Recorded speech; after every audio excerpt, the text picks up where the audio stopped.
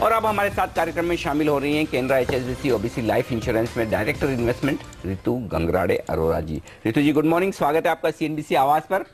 पहला सवाल तो यही लेना चाहता हूं कि बजट के बाद जो इतनी बड़ी नॉन स्टॉप तेजी हुई है भारतीय बाजारों में, क्या अब थोड़ा सावधान रहने का वक्त है या फिर घबराने की जरूरत नहीं, खास तौर से दो ग्लोबल इवेंट्स की वजह से? एक तो अल्टीमेटली फेड कभी न कभी तो ब्याज दरें बढ़ाएगा, इसी साल बढ़ा दे, और दूसरा अमेरिका में इलेक्शन है। ये दो इवेंट्स को कैसे देख रही हैं आप, और अगर यूरोप में आपको डॉइश बैंक को लेकर चिंता है तो वो भी बताएं। धन्यवाद। मुझे लगता है ग्लोबल पर नजर रखना बहुत जरूरी है। अमेरिकन नतीजों पर मार्केट्स मुझे लगता है काफी निर्भर करेंगे। ग्लोबल मार्केट्स और इंडियन मार्केट्स अब हम जानते हैं डीकपल नहीं है ग्लोबल मार्केट से। जहां तक फेड की दरें बढ़ाने की बात है, मुझे लगता है वो काफी हद तक अब डिस्काउंट होता जा रहा है। इस बार काफी निंदा हुई है इस बात की कि फेड ने रेट इस बार क्यों नहीं बढ़ाए। काफी अनुकूल थी परिस्थितियां, रेट बढ़ाया जा सकता था पर नहीं बढ़ाया गया। तो शायद मुझे लगता है फेड अगली बार रेट बढ़ाएगा, और जैसे इस बार रेट कट इंडिया आरबीआई ने किया और उसका कोई खास मार्केट पर असर नहीं हुआ, शायद उसी तरह फेड का रेट बढ़ाने का भी अगर बहुत ज्यादा नहीं बढ़ाता है, इन लाइन ऑफ एक्सपेक्टेशंस ही बढ़ाता है, तो शायद बहुत ज्यादा असर ना हो। और ग्लोबली मुझे लगता है अब फोकस मॉनेटरी पॉलिसी से हटकर फिस्कल पॉलिसी पर चला जाएगा, क्योंकि ये माना जा रहा है कि मॉनेटरी पॉलिसीज बहुत सफल नहीं हुई हैं और फिस्कल डेफिसिट पर ध्यान ना देकर फिस्कल एक्सपेंशन करना होगा सरकारों को, ताकि इकोनॉमी में ग्रोथ वापस लौटे। ओके, चलिए, तो ये रहा है फेड पर। लेकिन हम सबसे ज्यादा क्लोजली अब बाजार ट्रैक कर रहा है हिलरी क्लिंटन और डोनाल्ड ट्रंप जी जो बयान दे रहे हैं, और अब जो नेक्स्ट प्रेसिडेंशियल डिबेट है दूसरी, वो 9 अक्टूबर को होने वाली है। ये बताइए, आपका अपना सेंस क्या है, कौन इस बार जीत सकता है? हालांकि कभी हम देखते हैं डोनाल्ड ट्रंप का पलड़ा भारी हो जाता है, कभी हिलरी क्लिंटन का। अब विकीलीक्स की तरफ से जो बयान आए उसको देखकर लग रहा है कि हिलरी क्लिंटन थोड़ा पीछे जा रही हैं। बहुत इंटरेस्टिंग मुकाबला है, आप कैसे देख रही हैं इसे? राजनीतिक विशेषज्ञ मैं नहीं हूँ, मैं बहुत अच्छे से नहीं समझती, बट ये मैं जरूर समझ रही हूँ कि मार्केट्स के जो फेवरेट हैं वो हिलरी क्लिंटन है। तो अगर डोनाल्ड ट्रंप जीतते हैं तो मार्केट्स को निराशा होगी, चिंता होगी, और उसका हम रिएक्शन मार्केट में देख सकते हैं। उसके अलावा अगर हिलरी क्लिंटन जीतती हैं तो उसे शायद मार्केट कुछ हद तक डिस्काउंट कर रहा है और बहुत बड़ी रैली शायद ना हो।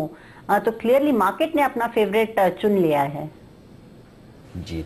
तो ये अमेरिका के इलेक्शन पर आए, लेकिन जो हम सोच रहे थे परसों पॉलिसी आई पहली गवर्नर साहब की, तो एक तो पहले नए गवर्नर साहब की पॉलिसी पर भी आपसे राय लूंगा, और दूसरा ये कि कट भी दे दिया, आगे के लिए भी ऐसा कुछ खराब कहा नहीं, उसके बावजूद न बैंक शेयर चल रहे हैं, न बाजार जिस स्पीड से भागना चाहिए वो भाग नहीं रहा।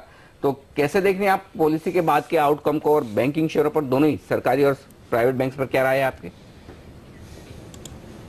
मुझे लगता है मार्केट अगेन एक 25 बेसिस पॉइंट का कट डिस्काउंट कर चुका था, और इसलिए हमने कोई खास तेजी नहीं देखी बैंकिंग स्टॉक्स में। यील्ड 10 ईयर बॉन्ड यील्ड अगर आप देखें तो उसमें डेफिनेटली थोड़ी रैली आई है, बट कंसिडरिंग कि उन्हें काफी अच्छा डविश स्टेटमेंट दिया है, आगे भी जैसी जरूरत होगी वैसे दरें काटेंगे, बट उसके बावजूद शायद मार्केट इतना उत्साहित नहीं हुआ, क्योंकि अब उसे डिस्काउंट करके दूसरी चिंताओं पर, दूसरी चीजों पर फोकस रहा है। और ग्लोबल मार्केट भी इस दौरान पिछले एक महीने में थोड़े से डाउन रहे हैं, 1.5 से 2, 2.5-3% सभी गिरे हैं, और हम भी करीब उसी लाइन में कंसोलिडेट हुए। तो मार्केट काफी एक्सपेक्टेशंस पर पहले भी चल चुका था, और हमने पहले भी ये बात पर चर्चा की है कि ये एक फेज टाइम करेक्शन का और कंसोलिडेशन का रहेगा, जिसके बाद मुझे लगता है मार्केट को दोबारा एक सशक्त अपस्विंग मिलना चाहिए। ओके मैडम, एक चीज जो फेस्टिवल सीजन में हम देख रहे हैं बहुत अच्छा नंबर आ रहा है, वो ऑटो की बिक्री का आंकड़ा है। क्या जबरदस्त सेल्स इन्होंने दिखाई है पिछले महीने।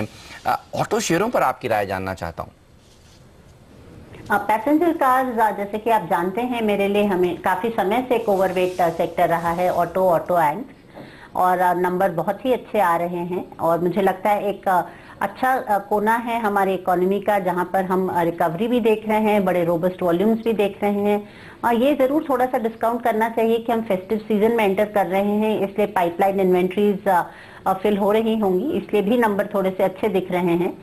बट उसको अगर हम डिस्काउंट भी करते हैं तो भी नंबर्स काफी अच्छे हैं, और मुझे ये सेक्टर अभी भी बहुत पसंद है।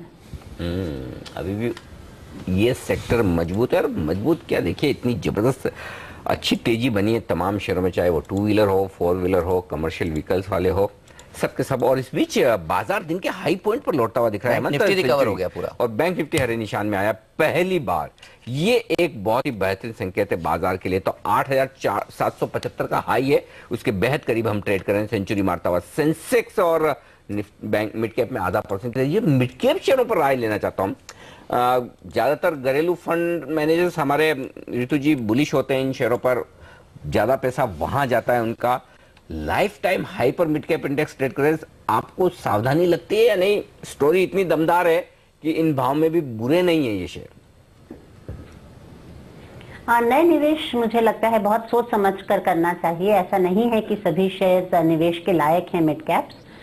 तो डेफिनेटली कुछ समय टाइम करेक्शन भी हो सकता है, और इन शेयरों में काफी शार्प स्टॉक मूवमेंट भी होता है।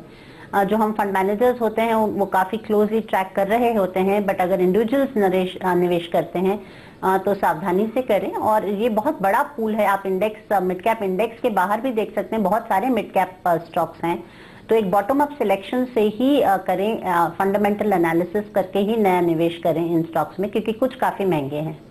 देखिए सेंसेक्स ने सेंचुरी मार दी है, मिड कैप इंडेक्स आधा % मजबूत है, बैंक निफ्टी कमजोर खुला, लेकिन आज जो बैंक निफ्टी के लिए इंपॉर्टेंट दिन है वो वीकली ऑप्शंस की एक्सपायरी है, और लगता है कि बड़ी गिरावट के बाद अब यहाँ पर थोड़ी बहुत शॉर्ट पोजीशंस कवर होती हुई नजर आ रही हैं। तो इस पर रखिएगा नजर, आज 3:30 बजे तक ये किस तरह से यहाँ से अब रिकवर करती है। पहला सेंटेंस इस शो में जो हमने शुरू किया था वही अभी भी है, दोनों तरफ मौके हैं। आज का दिन ट्रेडिंग के लिए दोनों तरफ मौके देगा, और पहला मौका आपको नीचे मिला है, अब दूसरा मौका ऊपर भी मिलेगा। मौके मिलते रहेंगे, लेकिन फिलहाल हमें इजाजत लेनी होगी ऋतु जी से। ऋतु जी बहुत बहुत शुक्रिया आपका आज सुबह हमारे साथ जुड़ने के लिए, और बाजार और तमाम सेक्टर्स पर अपनी राय हमारे दर्शकों को देने के लिए। बेहद मजबूत है बाजार, खासतौर से ब्रॉडर मार्केट पूरे एक्शन में है, मिड कैप और स्मॉल कैप शेयर। लेकिन फिलहाल पहला सौदा में आज के लिए इतना ही। लेकिन आप बने रहिए सीएनबीसी आवाज के साथ, क्योंकि अब हमारी नजर रहने वाली है कमोडिटी बाजार की ओपनिंग पर। आपके सवालों के जवाब भी देंगे। जी हाँ, सौदा आपका हाजिर करेंगे ब्रेक के उस पार। हमें दीजिए इजाजत, नमस्कार।